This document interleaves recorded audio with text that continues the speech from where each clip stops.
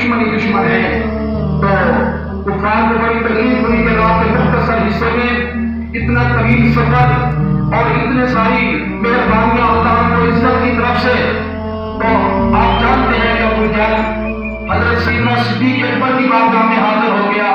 کہا ہے ابو بکر تمہارے یار نے یہ اعلان کر دیا ہے کہ رات کے مختصر حصے میں اتنا طویل سفر ہوا ہے.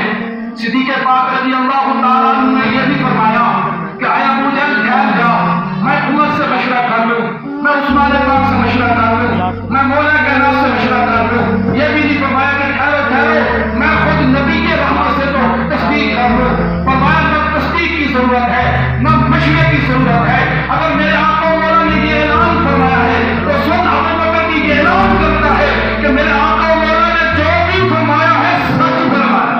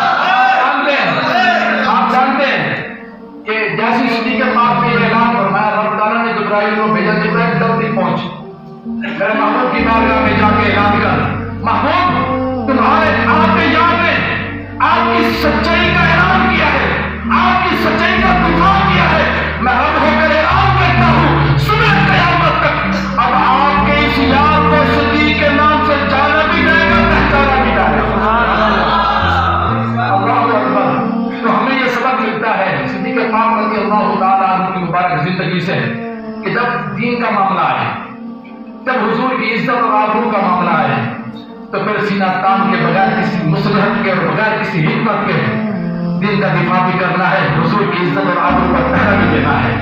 اور اس دور کے اندر اس یار کو